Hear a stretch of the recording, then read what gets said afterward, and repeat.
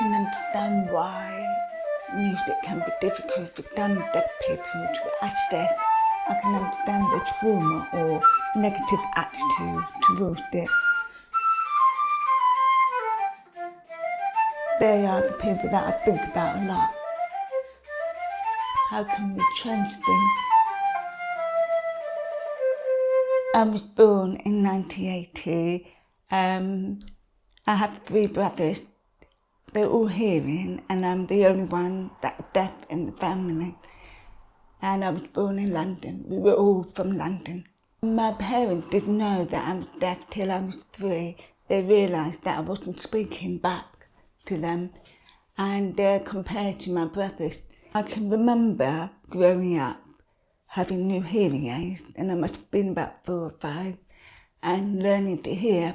But I did feel like I was the only one that had that, and I didn't know what it meant compared to my brother.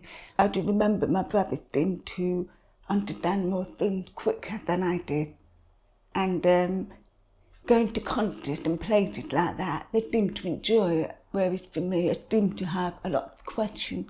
I went to a mainstream school in London with my brothers, and I remember being confused in the classroom. I would not understand what the teacher was saying, but I would look at other people's work just to help me understand what I'm supposed to be doing. Yeah, I think it was quite stressful, but when I was 9 or 10, we moved to Chelmsford, and then that's when I went to a PHU, a unit for deaf children. That's when I finally had support. I picked up sign language and everything made sense for me. It was really useful to be around other deaf children my age, older and younger. We were all learning subject together through sign language, which really helped me to make sense of everything. We had more friends, and that was the biggest thing. After primary, I went to a secondary school for the deaf, and there was 200 of her, and it was incredible. But it was a boarding school as well. It meant being away from home. That's quite a big adjustment, but I felt it was the right place for me, and I was really learning lots and lots of subjects. And one of them was the music lesson. Because I already played the piano, I felt that I could understand a lot of things. And yes, it was music, I love art, but other subjects were quite hard, and I had to learn a lot to catch up with what they were. The boarding school was in Newbury, Berkshire, so that's about 100 miles away from home. We would stay for 2 weeks, sometimes 3 weeks, go home at weekend, do a lot of travelling. When I was at primary school, I had a CSW, which is a communication support worker. She would be sitting next to me, writing notes and explaining things and going through it. I would watch a teacher, but she would make sure that I would understand everything. But when I went to a secondary school, I was taught by teachers of the deaf, and they're qualified to teach deaf students. They can make sure that we all understood, though it was straight from the teacher, though he was quite different. When I was at primary school, I felt a bit lost and a bit fragmented within me. Children seemed to understand things, whereas I didn't, not always. But then when I went to a boarding school with 200 deaf students there, some of them were really clever.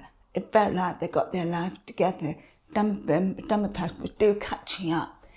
And but for me, it was sign language that stringed up all the languages together, and I started to quickly learn about a lot of things and concepts. When I was a teenager, I was finally putting everything of myself together and feeling adjusted. Well, it's an interesting question about whether I felt undervalued as a deaf person. When I was playing the flute, I started at 12, and I was doing really well with it. A lot of my friends and the school with deaf children, they were all amazed at how well I was performing. Whereas in the hearing world, where my parents hang around with other musicians, I felt a bit insecure, almost as if I shouldn't be there or shouldn't be doing it. I wasn't sure if music was a thing that deaf people could do. I didn't have many role models at the time. It was empowering me at the same time, just thinking about my future, what kind of work or things like that when it comes to music. With the school that I went to, it was the boarding school. What I didn't realise is we all grew up and then we all found our paths and careers. Some people went on to run here big deaf charities, done work for the NHS, done work in the field of interpreting, translation, done work in the arts and legal shops or whatever. I've already built connections from those people, and yes, that was the most incredible thing, and that had helped my career in a way. Who you can talk to, who you can have as a trustee of your charity, who you can have all kinds of things that I think that impacted on my career. But I've been working in music for about 20 years now. It's been incredible. When I graduated, I got my teaching diploma. I went straight on to music teaching flute and music theory to hearing students, because back then I couldn't find a job working with deaf children. David, hearing students, parents paid me. I did that for 15 years. And then just before COVID, I started thinking about deaf children, and I realised how they are underserved. So I started going into schools for deaf children, getting funding for projects like that. Ever since then, I'm always in teaching and running projects. I established my charity 3 years ago, and it's called Audio Visibility. Audio means sound, and visibility means seeing something. I put it together because when you can see it and get involved with it, you can understand what music is. It's not just hearing and listening alone, it's so much more. I would say my superpower would be seeing music in a visual way. It helps me to understand when you're playing, where are you going with your sound? What story do you want to show? What emotion do you want to have? And in some of my work, I actually do some painting and kind of artwork to show this, and I show it to my students. I appreciate what I'm hearing with my hearing aid, but to do things helps me to understand what to listen for.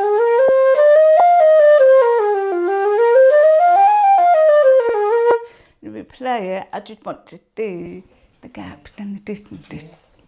This is the major scale, and when they put it together, it sounds positive. So this first line, this is C, D, E, F, G, A, B, C.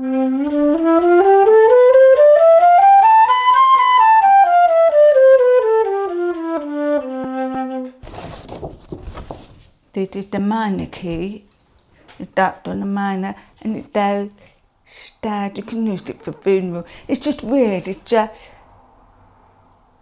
seeing this, it's very different from, it doesn't look too different, but it does different. Composers use that to colour a piece or a performance. This is the chromatic bar, means every single note. So that's the bottom C.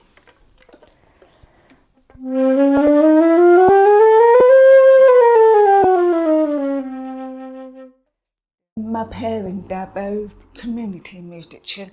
My mother ran music groups for babies and toddlers for about 12 years, and I was involved when my children was growing up. I thought it was incredible. And my father runs the Chelmsford Guitar Orchestra, and he's got 15 to 20 members. So he's running the orchestral group in the community, and that inspires me. And I do it has the same kind of layout set up for the deaf community. The more you do it, the more you bring people, the more you can make change. So I think the inspiration came from my parents.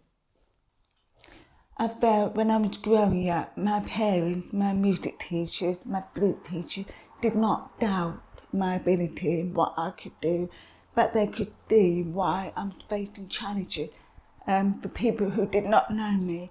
Doing auditions or applying to university, or they could see me, well, I'm a deaf person, and at the interview they would say to me, how could you do the listening assessment?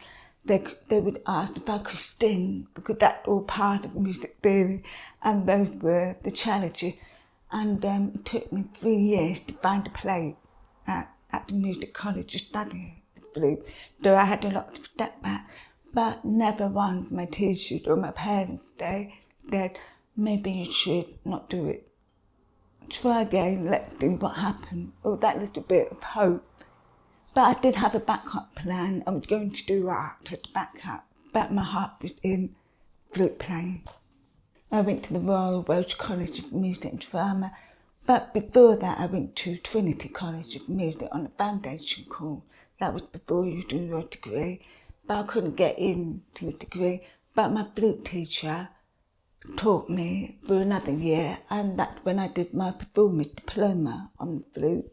Then every little bit helped. I teach in 2 deaf schools.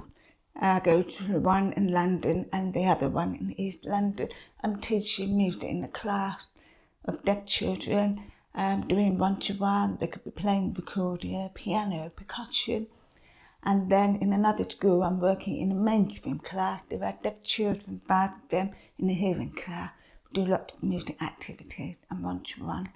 And then sometimes I'm out doing consultancy work, helping music teachers how they can increase deaf children in their work and practice, thinking about restorative and development.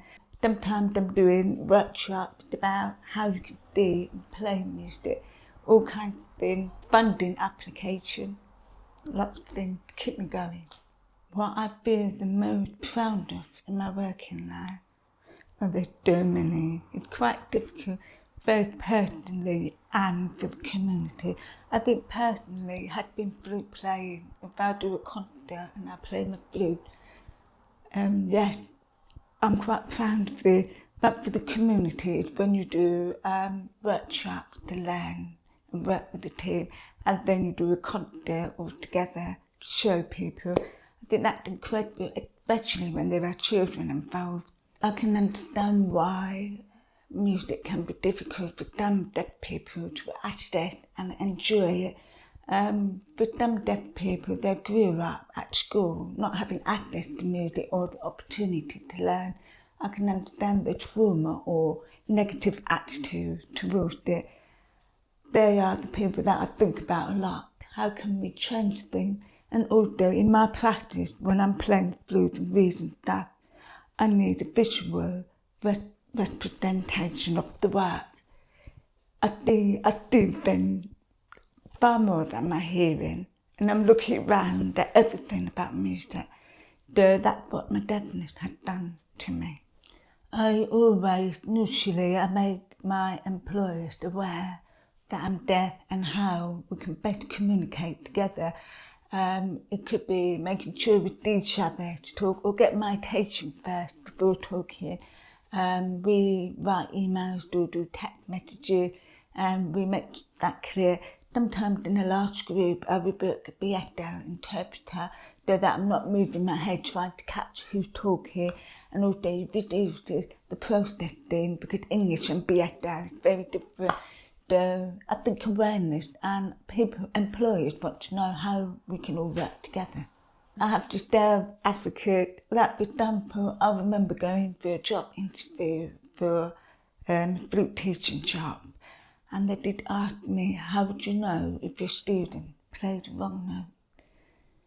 And I explained, kind of reminding them that I've got my teaching diploma, I've been trained, and I know the flute. I can tell whether they make a wrong note, I can see it, and I can actually hear the differences every note.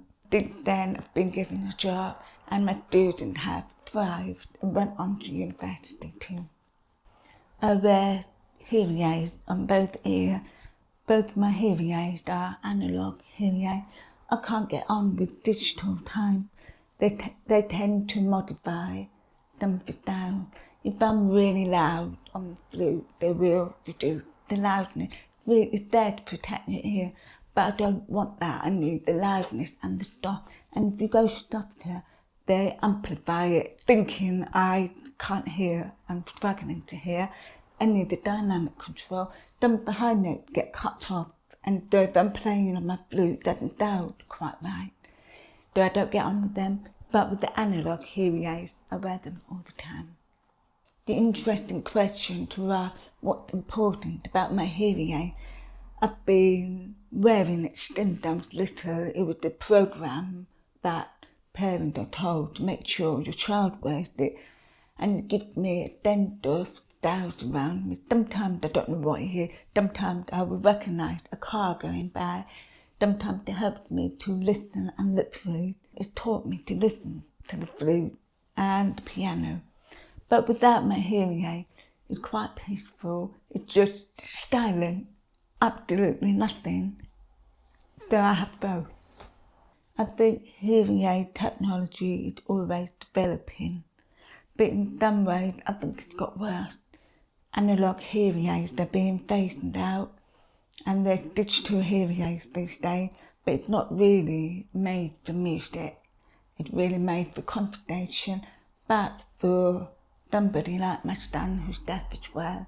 He left the Bluetooth feature on his phone so he can hear music very clearly, or when you want to make a call to someone, some things are working really well.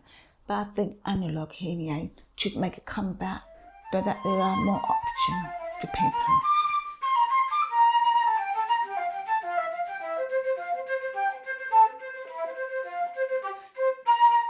Looking back to 12-year-old me, I could never imagine how high I would go as a musician. I think because of your deafness, you kind of get a bit worried whether you can do it. But I think it's music, it speaks for itself. It made me stronger. I just wish I didn't have too much. I wish I didn't worry too much. I just go for it, but I did. But remove the worrying.